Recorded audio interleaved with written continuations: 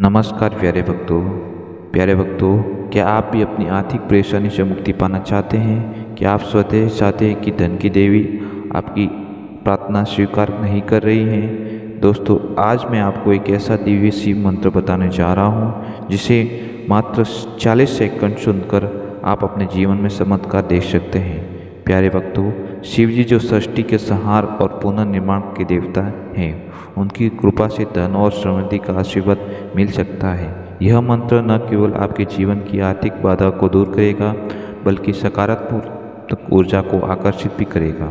बस आपको करना यह है कि इस मंत्र को अपने मोबाइल फ़ोन में चलाकर इसे छोड़ दीजिए और देखिए चमत्कार। चाहे आप कहीं भी हो, घर, ऑफिस या कहीं यात्रा में, यह हर जगह मंत्र काम करेगा।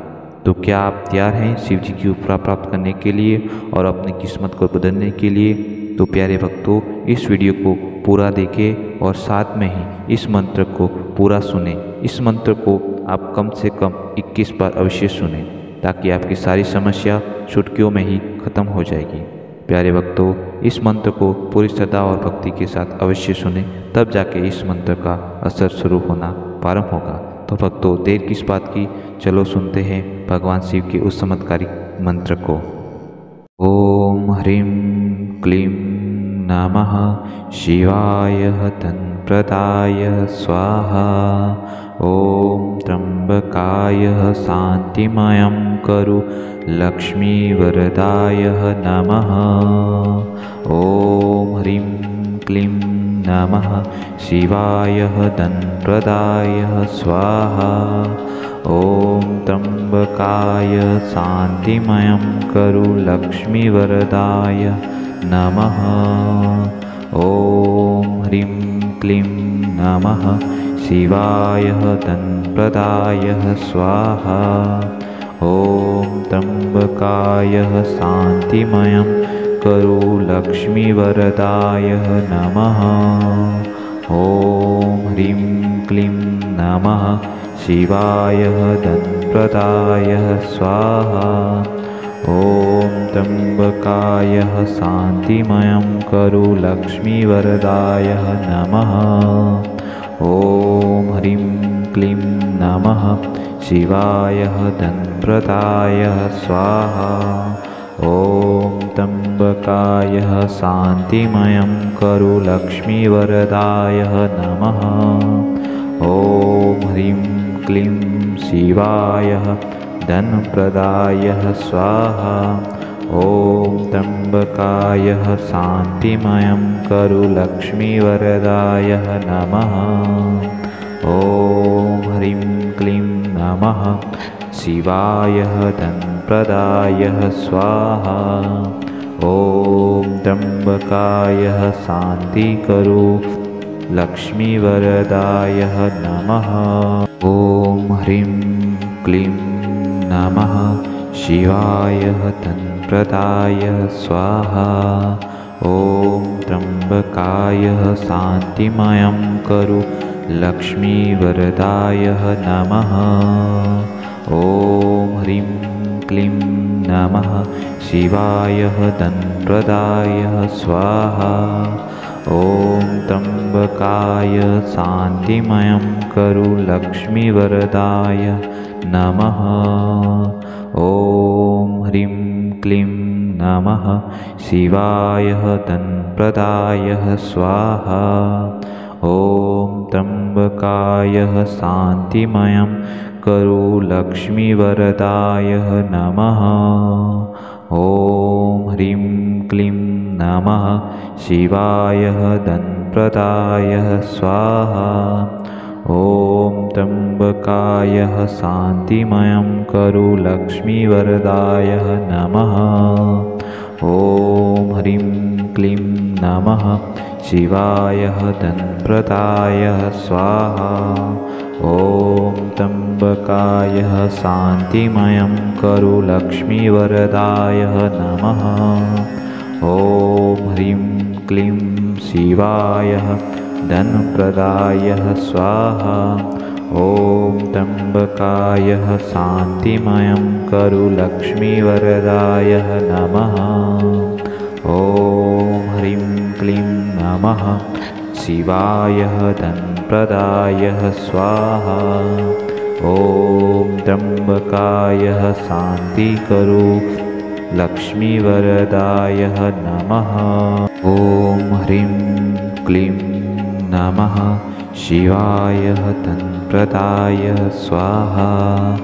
ॐ त्र्यम्बकाय शान्तिमयं करो लक्ष्मीवरदाय नमः। ॐ ह्रीं क्लीं नमः। शिवाय धनप्रदाय स्वाहा। ॐ त्र्यम्बकाय शान्तिमयं करो लक्ष्मीवरदाय नमः। ॐ ह्रीं क्लीं नमः। शिवाय धनप्रदाय स्वाहा। ॐ त्र्यम्बकाय शान्तिमयं करो लक्ष्मीवरदाय नमः। ॐ ह्रीं क्लीं नमः। शिवाय धनप्रदाय स्वाहा। ॐ त्र्यम्बकाय शान्तिमयं करो लक्ष्मीवरदाय नमः। ॐ ह्रीं क्लीं नमः। शिवाय धनप्रदाय स्वाहा। ॐ त्र्यम्बकाय शान्तिमयं करो लक्ष्मीवरदाय नमः। ॐ ह्रीं क्लीं शिवाय धनप्रदाय स्वाहा। ॐ त्र्यम्बकाय शान्तिमयं करो लक्ष्मीवरदाय नमः। ॐ ह्रीं क्लीं नमः। शिवाय धनप्रदाय स्वाहा। ॐ त्र्यम्बकाय शान्तिकरो लक्ष्मीवरदाय नमः। ॐ ह्रीं क्लीं नमः। शिवाय धनप्रदाय स्वाहा। ॐ त्र्यम्बकाय शान्तिमयं करो लक्ष्मीवरदाय नमः। ॐ ह्रीं क्लीं नमः। शिवाय धनप्रदाय स्वाहा। ॐ त्र्यम्बकाय शान्तिमयं करो लक्ष्मीवरदाय नमः। ॐ ह्रीं क्लीं नमः। शिवाय धनप्रदाय स्वाहा। ॐ त्र्यम्बकाय शान्तिमयं करो लक्ष्मीवरदाय नमः। ॐ ह्रीं क्लीं नमः। शिवाय धनप्रदाय स्वाहा। ॐ त्र्यम्बकाय शान्तिमयं करो लक्ष्मीवरदाय नमः। ॐ ह्रीं क्लीं नमः। शिवाय धनप्रदाय स्वाहा। ॐ त्र्यम्बकाय शान्तिमयं करो लक्ष्मीवरदाय नमः। ॐ ह्रीं क्लीं शिवाय धनप्रदाय स्वाहा। ॐ त्र्यम्बकाय शान्तिमयं करो लक्ष्मीवरदाय नमः। ॐ ह्रीं क्लीं नमः। शिवाय धनप्रदाय स्वाहा।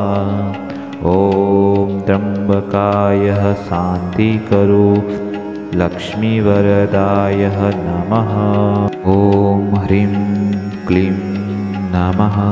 शिवाय धनप्रदाय स्वाहा। ॐ त्र्यम्बकाय शान्तिमयं करो लक्ष्मीवरदाय नमः। ॐ ह्रीं क्लीं नमः। शिवाय धनप्रदाय स्वाहा। ॐ त्र्यम्बकाय शान्तिमयं करो लक्ष्मीवरदाय नमः। ॐ ह्रीं क्लीं नमः। शिवाय धनप्रदाय स्वाहा।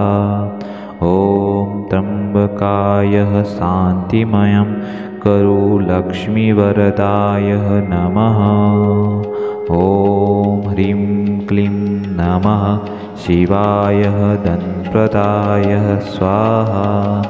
ॐ त्र्यम्बकाय शान्तिमयं करु लक्ष्मीवरदाय नमः। ॐ ह्रीं क्लीं नमः शिवाय धनप्रदाय स्वाहा। ॐ त्र्यम्बकाय शान्तिमयं करु लक्ष्मीवरदाय नमः। ॐ ह्रीं क्लीं शिवाय धनप्रदाय स्वाहा। ॐ त्र्यम्बकाय शान्तिमयं करु लक्ष्मीवरदाय नमः।